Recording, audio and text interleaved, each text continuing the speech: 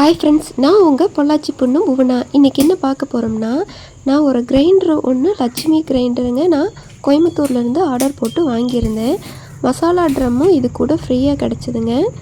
Open பண்ணி பார்க்கலாங்க. மசாலா ட்ரம்மும் கிரைண்டரும் எப்படி ஒர்க் ஆகுதுன்னு யூஸ் பண்ணியும் பார்க்கலாங்க. மேலே இருக்கிற இந்த சின்ன ட்ரம்மு மசாலா ட்ரம்முங்க. நம்ம சட்னி அரைக்கும் போது, கறி குழம்பு காட்டும் போது, தக்காளி குழம்பெல்லாம் வைக்கும்போது மசாலா அரைக்கணுன்னா இது ஆட்டுக்கல் சுவையில் இருக்குன்னு சொல்லி சொன்னாங்க. அதனால் ஆர்டர் போட்டு வாங்கியிருக்கேன். பார்க்கலாம் எப்படி இருக்குன்னு.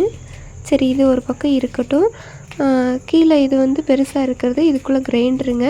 ஓப்பன் பண்ணி பார்த்துடலாம்.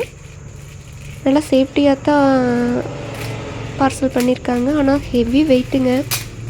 பொள்ளாச்சியிலேருந்து கொண்டு வரவே முடியல. மடியில் வச்சு கொண்டு வந்திருந்தேன். பைக்கில் போயிருந்தேன். அன்னைக்குன்னு பார்த்து காரில் போகலைங்க. டூ வீலரில் 2 சைடு உட்காந்து மடியில் வச்சுருந்தா ரொம்ப வெயிட்டாக இருந்தது. அவ்வளோ வலி, கால் வலி 2 நாள் நல்லா வலிங்க. சரி, பார்க்கலாங்க இப்போ உள்ளே எப்படி இருக்குதுன்னு. என்னை பொறுத்த வரைக்கும் கிரைண்டர் நல்லா இருந்ததுங்க. ஓகே. மசாலா ட்ரம்மு மசாலா அரைக்கிறது சரியில்லைங்க. நான் போட்டு பார்த்துட்டேன். பார்சல் இப்படி தாங்க இருந்துச்சு. அரிசி ஊற போட்டு ஆட்டிட்டேனுங்க. அரிசி எப்பவும் போல் தான் அம்மா கிரைண்டர் எப்படி ஆட்டுதோ அது மாதிரி தான் இருந்துச்சுங்க.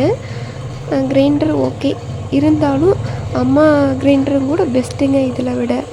இப்போ நம்ம தேங்காய் சொருவுறதுக்கும் இருக்குதுங்க. எனக்கு தேங்காய் சொருவுறதுக்காகத்தான் நான் இந்த கிரைண்டரே வாங்கியிருந்தேன். தேங்காய் சொருவுனா அது கிடுகிடுன்னு ஆடி கீழே விழுந்துருதுங்க. ரொம்ப சேக் ஆகுது தேங்காய் சொருவுறது போட்டால். இந்த மசாலா ட்ரம்மு மசாலா அரைக்கிறதே இல்லைங்க. சுத்தம் வேஸ்ட்டு. மிக்சியே பரவாயில்லைங்க.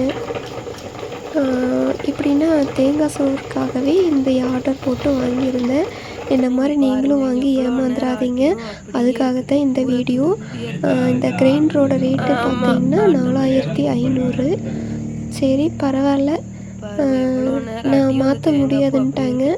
மாற்றினேன். சரி, இருந்துட்டு போட்டுன்னு விட்டுட்டேன்.